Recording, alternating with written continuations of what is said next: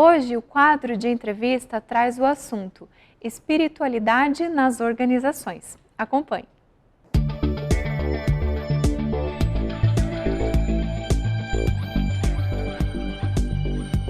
Olá, está começando o nosso bate-papo, a nossa entrevista, e é muito bom ter você conosco. Para você que pela primeira vez nos assiste, este é o programa Vida em Foco.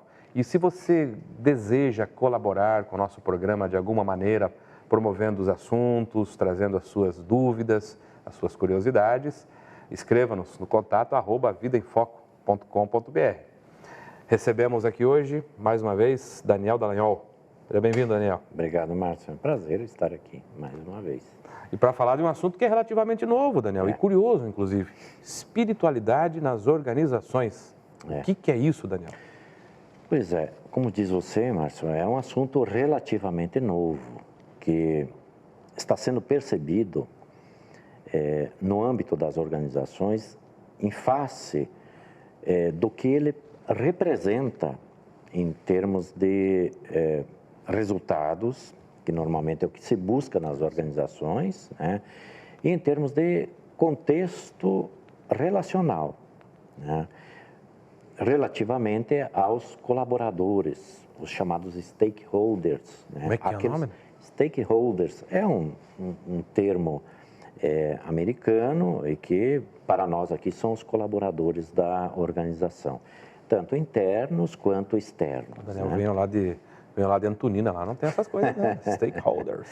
Mas esse assunto, Márcio, como diz você, ele está já sendo objeto de estudos nas academias, né? Que estão preocupadas e ocupadas porque já conhecem resultados no âmbito prático mesmo. Perfeitamente. Você fala das universidades, né? Das universidades. Das grandes universidades. Exatamente. Provavelmente das universidades estadunidenses, né? Que são as que estão sempre na vanguarda dessa discussão, né? Os Estados Unidos hoje são responsáveis por 40% das pesquisas mundiais, né? E as universidades, em especial, ocupam uma boa cota desse percentual. Portanto, é assunto das academias, especialmente as americanas, né? Exatamente pelo que ele representa, né? E você me pediu, o que é isso? Né?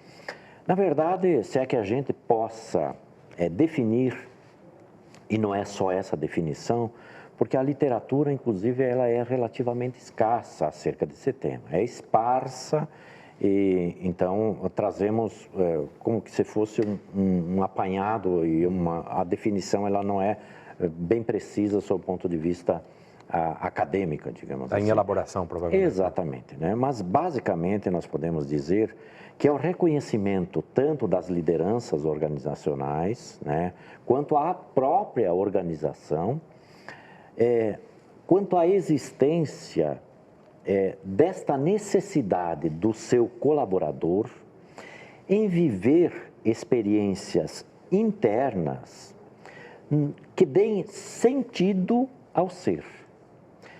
Não é uma filosofia, não é um aspecto filosófico puro e simples, né? É uma teoria filosófica, né? É um processo pontual, é um processo fático, é uma questão que se dá todos os dias no âmbito das organizações, que a gente pode sintetizar basicamente no seguinte: é a criatura sentir-se útil, por conta disso ela sente-se bem com o que faz. E ter, por conta disso, no contraponto, o reconhecimento da organização e da sua liderança, né? Então, este é um fenômeno que é intimamente ligado ao ser humano. Entendi. Não é uma religião, portanto. Absolutamente. A nova Você religião, fala em religião, né? O contexto religioso, naturalmente, ele permeia o ser. Nós somos seres que têm, na expressão da religiosidade, elementos de realização. Nós temos necessidade da religiosidade, mas não se trata de uma prática religiosa dentro das organizações. Isso não. Entendi. E isso no Brasil já chegou também, né? Está chegando. Esses conceitos, o Brasil tem sido foco, Márcio, de muita atenção, né, de pesquisas, funcionando como laboratório, porque para cá, não é só pelo fenômeno da globalização, né, mas para cá se dirigem muitas organizações internacionais. Né? Então, esse é um assunto que já ganha o interesse no âmbito das nossas organizações. Os nossos CEOs, né, os dirigentes, aqueles que estão no topo do processo organizacional, né, que são as lideranças máximas, né, já despertaram para esta realidade no âmbito das nossas organizações, notadamente porque o Brasil, em face do sincretismo religioso, é um país onde a vazão da religiosidade é muito intensa. Então, nós não podemos abstrair o indivíduo naquilo que ele tem de expressão mais legítima. As organizações passam a perceber. É verdade que não são todas ainda, mas o caminho está exatamente nessa... É curioso isso, né, Daniel? Porque enquanto as religiões, né, fazendo uma parte aqui, enquanto as religiões foram se tornando materialistas, os movimentos... excludentes, né? Ou excludentes e também materialistas, né? Religiões que se sufocaram, se asfixiaram pelo luxo, pelo poder temporal, pelo controle, pela opressão, promovendo guerras. A gente vê agora as organizações buscando espiritualidade, parece até um contrassenso. Pois é, Márcio, porque o resultado disso é excepcional. E tem já mensuração prática? Perfeitamente. A criatura que ela está bem resolvida no seu ambiente de trabalho, porque se nós fizermos algumas comparações, quanto tempo nós ficamos no ambiente de trabalho durante o dia? No mínimo aí umas 6 horas, 8 horas, 10 horas, né? Em torno disso. Você imagina estar num ambiente que é um ambiente de trabalho, onde você tenha que apresentar produção, porque esse é o resultado da relação trabalho-emprego, trabalho-empresa, organização, né? Na essência é isso, é o capitalismo, não tem outro sentido. Se você não se sentir bem, quanto tempo você vai resistir nesse processo? Muito bem. Mas, Daniel, a gente faz um intervalo e você vai depois responder quais são os benefícios práticos disso, então. Tá certo. Né? A gente já volta. Fique conosco. Vamos para um breve intervalo e logo voltaremos com a segunda parte da entrevista. Não saia daí.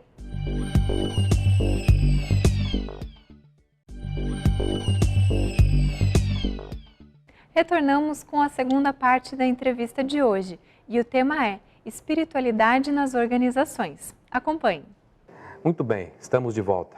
Daniel, nesse intervalo eu andei dando uma meditada, né? Por que surgiu essa necessidade, nesse momento, né, em que as organizações se transformaram, né, nessas últimas décadas, talvez nesses últimos anos? Como é que emergiu essa necessidade? O que é isso? Né? Qual é esse paradigma novo?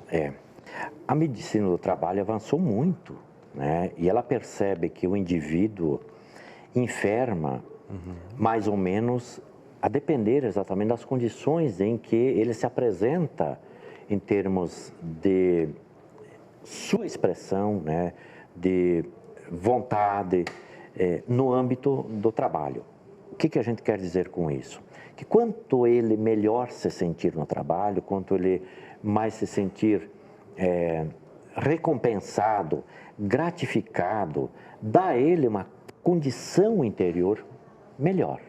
Então, ele acaba tendo uma vida social melhor, saúde melhorada em todos os aspectos, possibilidade de sair daquelas situações mais agudas que todos nós estamos sujeitos, né? Então, ele tem uma capacidade muito maior de autogoverno e, fundamentalmente, não se deprime com tanta facilidade. Você sabe, Márcio, que hoje uma das maiores causas de afastamento do trabalho é o fenômeno da depressão. Em 2012, Daniel, a Organização Mundial de Saúde emitiu um relatório, né, afirmando lá que existe uma preocupação e uma projeção para que até 2030 a depressão se constitua na primeira causa de morte no planeta, associada a velhas doenças conhecidas, né? E também seja a primeira causa em desabilitação para o trabalho. As pessoas estarão impedidas de trabalhar por conta da depressão. Então, quanto maior for o nível de satisfação do ser no âmbito das organizações, porque nós ficamos 1/3 dormindo, em tese, 1/3 Há quem durma mais, né? no trabalho, entende? E 1/3 para as nossas atividades cotidianas. Se num terço do dia nós nos sentimos infelizes, improdutivos, inúteis, nós não temos esse sentimento de pertencimento, como é que a gente vai se sentir? Como é que a gente vai se realizar como ser? Porque há esse sentimento de realização. Toda criatura, no âmbito do seu trabalho, é uma expressão da realização espiritual. Né? Então, quando nós desenvolvemos a nossa atividade profissional, é porque nós a escolhemos como meta existencial. Né? Então, Daniel, nas suas reflexões em torno do tema, há um conjunto de medidas que as instituições, que as organizações podem adotar para que a pessoa se sinta parte, haja essa sensação de pertencimento? Sim, sem dúvida. Na prática mesmo, como é que isso funciona? Perfeitamente. Primeiro, é compreender esse fenômeno, porque a empresa é um ser vivo. Toda organização é pulsante, Márcio, né? E não há organização sem os seres humanos. Então, perceber que o ser humano é o elemento dinamizador da própria organização. Quando ela percebe que essa relação ela é necessária e ela é produtiva, ela passa a perceber o colaborador exatamente nesse fenômeno de ser um colaborador e não o empregado onde o patrão vai explorar o trabalho na contrapartida do salário que ele vai... Ele vai exaurir o camarada. Perfeitamente. Então, é um fenômeno isso. Nós podemos citar diversas situações que precisam ser contempladas nesta relação, mas fundamentalmente no sentido de dar à criatura aquele ar de importância, de fazer com que o trabalho dele seja um trabalho, entende, de utilidade, que ele se sinta útil para a organização, para que desenvolva o comprometimento. Saiu uma pesquisa que não é recente, mas ela é muito importante. 70%, números inteiros, das pessoas estão nas organizações. 17% delas estão comprometidas com as organizações. As outras, né, estão contrárias aos interesses da organização. Sabotagem, quase. Sabotagem. Então, você veja que esse processo de relação colaborador, servidor com a organização é um fenômeno que precisa ser tratado com muito carinho, né? Porque a criatura não se dá pela metade. Nós não somos metades. Nós estamos no trabalho, nós somos pais, né? Nós somos evangelizadores no âmbito das nossas instituições, nós temos uma religião que professamos, nós temos preocupações, temos enfermidades, tudo isso precisa ser contemplado no contexto relacional da organização. Nós não vestimos um jaleco a hora que entramos nela, agora eu sou fulano de tal, e a hora que dá o horário de saída, nós retiramos o jaleco, agora eu sou sultano, né, que vou para casa. Nós temos, é verdade, personas, mas na essência nós não nos damos pela metade. Então, pelo fato de que a organização é um ser vivo, ela precisa contemplar os interesses também do ser que é essencialmente espiritual, né? Por isso que se fala em espiritualização nas organizações. Porque não dá para abstrair, agora eu sou fulano, agora eu sou sultano, agora eu sou cicrano, entendeu? Eu deixo os meus problemas lá fora. Não funciona assim. Problema da empresa eu não levo para casa, a gente leva sim. Problema de casa a gente leva para a empresa, leva sim, né? Levamos para a sociedade. Nós somos o que somos, Márcio. Muito bem, Daniel. E já existem resultados práticos nesse sentido? Perfeitamente. Onde as pessoas aumentaram o grau de satisfação, sim. A produtividade até nas empresas aumentou, isso já... Claro, isso se mede com relativa tranquilidade, né? Os níveis de satisfação, hoje há pesquisas de ambientes organizacionais, Clima, né? climas organizacionais hostis, levam os colaboradores a um processo de descompromisso, de descomprometimento, de não pertencimento, de adoecimento muito mais intenso e rápido, afastamento do trabalho, né? Então, há uma série de situações que podem melhorar esse aspecto relacional, né? Melhorando o ambiente de trabalho, a relação liderança ou chefia, subordinado, liderança, colaborador, modernamente assim chamado, né? Então, isso já é da cultura das organizações que estão já na vanguarda do pensamento mais próprio da intimidade que todos nós temos, que é o elemento espiritual. Mas, Daniel, muito obrigado mais uma vez. Conversa boa, assunto novo, né? A gente pode tratar dele mais em outras oportunidades, abordando dimensões diferentes do tema. Então, fica a nossa gratidão. E a você que nos acompanhou, permaneça, porque o programa tem ainda os seus atrativos.